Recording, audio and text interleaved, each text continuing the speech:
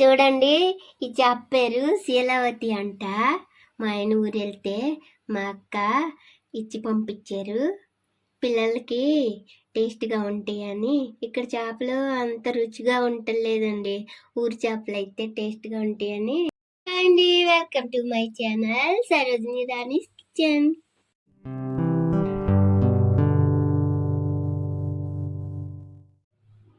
ఈరోజు ఈ fish curry ఈజీగా ఎలా చేసుకోవాలో నేను చూపిస్తానండి.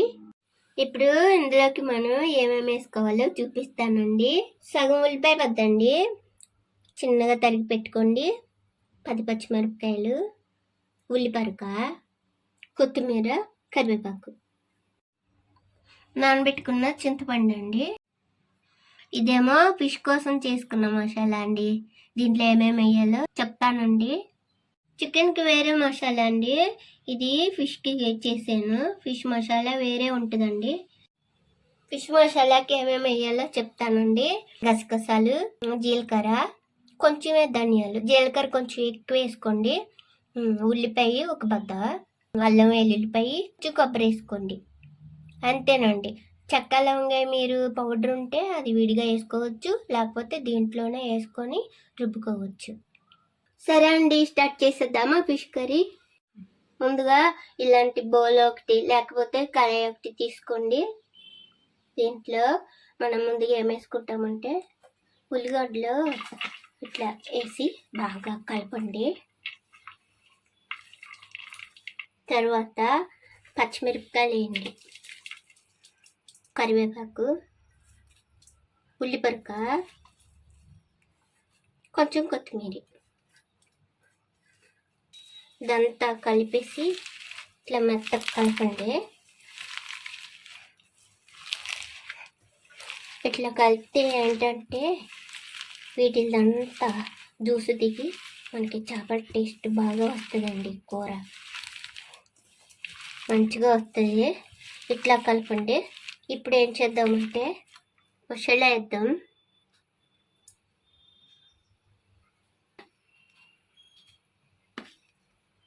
ఒక 5-6 స్పూన్లు వేసుకోండి. ఇది కూడా ఇదంతా కలిపి పెట్టండి. ఇది బాగా కలుపుకున్నాం కదండి. ఇప్పుడు సాల్ట్ వేసుకుందాం.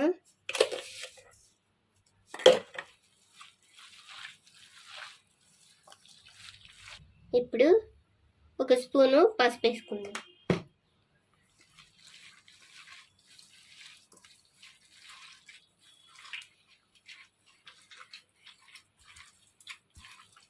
ఇప్పుడు కారం వేసుకుందాం. ఈ కారం అండి మా ఊర్లో మిల్లులో పట్టించుకొచ్చిన కారం అండి. ప్యాకెట్లోది అంత టేస్ట్ ఉంటుందా, కారం ఉండలేదు, చప్పగా అయిపోతుంది కూరలో, అంత బాగుంటలేదు. మా ఊరు నుంచి పట్టించుకొచ్చారండి కారం. చాలా టేస్ట్గా ఉంటాయి కూరలో ఆ కారానికి. ఇట్లా చేసుకున్న తర్వాత ఆయిల్ పోసుకుందామండి. కొంచెం ఎక్కువే పోసుకోండి. చేప నీచు వాసన ఉంటుంది కదా, పోతుంది, అది ఉండదు.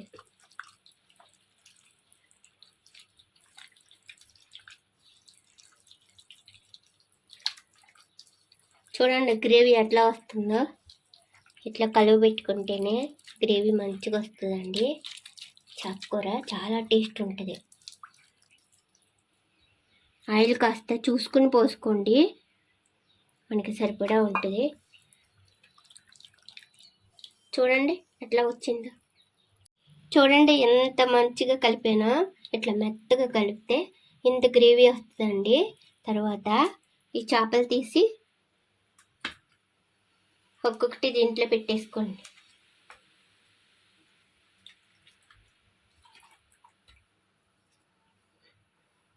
ఇట్లా గ్రేవీలో ముంచేసుకుని ఇట్లా మనం కలిపి పెట్టుకున్నామంటే ఇది బాగా టేస్ట్ ఉంటుంది. మీరు ఒక్కసారి చేసి చూడండి, మీకే నమ్మకం కుదురుతుంది. ఇప్పుడు ఇవన్నీ కలిపాం కదండి. కలిపిన తర్వాత చింతపండు పులుసు పోసుకోండి.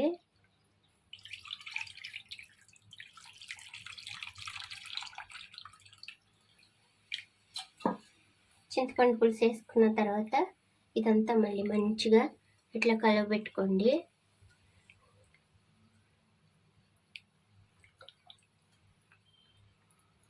చేత్తో కలుపుతున్నాను అనుకోవద్దండి, చేత్తో కలిపితేనే మీకు టేస్ట్ దొరుకుతుందండి. మంచిగా చేతులు బాగా మంచి శుభ్రంగా చేసుకుని చేతితోటే కలుపుకోండి, స్పూన్లతో కాదండి. మనకి చేతితో కలిపితే ఎంత టేస్ట్ ఉంటుందో అప్పుడు మీకు తెలుస్తుందండి. చింతపండు పులుసు పోసుకున్నాం కదా, నీచు వాసన పోతుందండి. మంచిగా సరిపడా వేసుకొని మీరు సరిపోయిందా లేదా, పుల్లగా ఉందా లేదా చూసుకొని, అంత బాగా పులుపు వేసుకోవద్దండి. మీకు నోటికి సరిపడా మంచిగా పుల్లగా ఉందా లేదా చూసుకుని వేసుకోండి. కారం ఉప్పు కూడా కొంచెం టేస్ట్ చూసుకుని వేసుకోండి. ఇప్పుడు ఇంత వెడల్పు దాంట్లో కూర కలుపుకోండి మీరు, లేకపోతే మనకి చెయ్యి ఆడదండి. ఇట్లా ఇట్లా కలుపుకోవడానికి అవ్వదు. ఇట్లా చేసుకుని తర్వాత మీరు ఏ బండిలో వేసి వండుతారో దాంట్లో తిరిగి వేసుకోండి. మనం ఇలా ఎడలపాటి దాంట్లో ఇట్లా కలుపుకుంటాం కదండి. తర్వాత మనం దేంట్లో వండుకుంటామో బండిలో దాంట్లోకి తిరగబెట్టుకోండి. ఇలా తిరిగేసుకున్నాం కదండి. మనం దేంట్లో వండుకుంటామో దాంట్లో తిరిగేసుకుని దీంట్లో పోసేసుకుని ఇట్లా స్టవ్ మీద పెట్టేసుకోండి. ఇప్పుడు స్టవ్ మీద పెట్టుకుని వెలిగించుకోండి.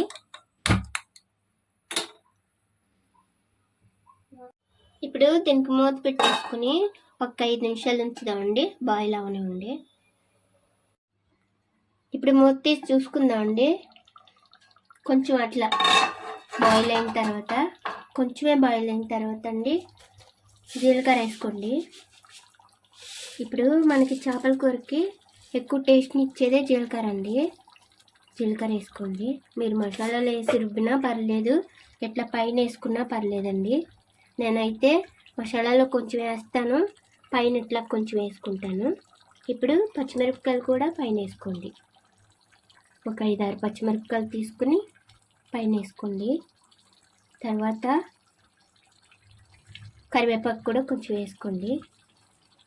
ఇదంతా నేను ఇప్పుడు ఎందుకు వేస్తున్నానంటే అవి కొంచెం ఫ్లేవర్ దిగుతాయండి, మంచిగా ఉంటుంది, టేస్ట్గా వస్తుంది మనకి. ఇప్పుడు ఇలాచి ఇట్లా కొంచెం ఒక బద్ద ఇట్లా తీసుకొని ఇట్లా వేసేసుకోండి. మీరు పేస్ట్లో కూడా 1-2 వేసుకొని ఇలాచీలు ఇట్లా చేసుకోండి. ఇప్పుడు ఇదంతా కొంచెం ఇట్లా చేసుకోండి, కింద అడుగు పట్టుకోకుండా ఇట్లా చేయండి. గరిటె పెట్టి తిప్పకుండా చేతులతో ఇట్లా మనం చేసామంటే అడుగు పట్టుకోదండి. ఇవన్నీ లోపలికి వెళ్ళి మనకి ఫ్లేవర్ దిగుతుంది, మంచిగా ఉంటుందండి. కూర బాగా వస్తుందండి, ఒకసారి ట్రై చేయండి. కొంచెం కొంచెం కొత్తిమీర కూడా ఇట్లా వేసేసుకోండి పైన.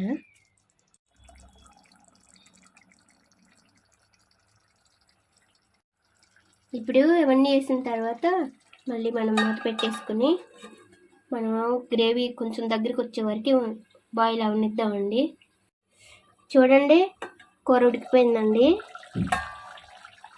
చూడండి ఎలా గ్రేవీ వచ్చిందో.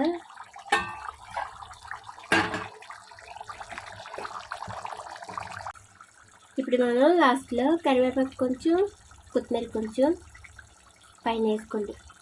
ఇట్లా కరివేపాకు ఎందుకు వేస్తానంటే కూరలన్నిటిలో ఫ్లేవర్ వస్తుంది, మంచిగా టేస్ట్గా అనిపిస్తుంది, మంచి స్మెల్ కూడా వస్తుందండి. అందుకే కరివేపాకు వేసుకుంటాను.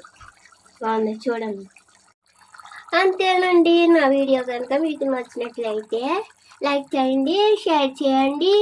ఇలాంటి మరిన్ని వీడియోస్ కోసం నా ఛానల్ని సబ్స్క్రైబ్ చేసుకోండి.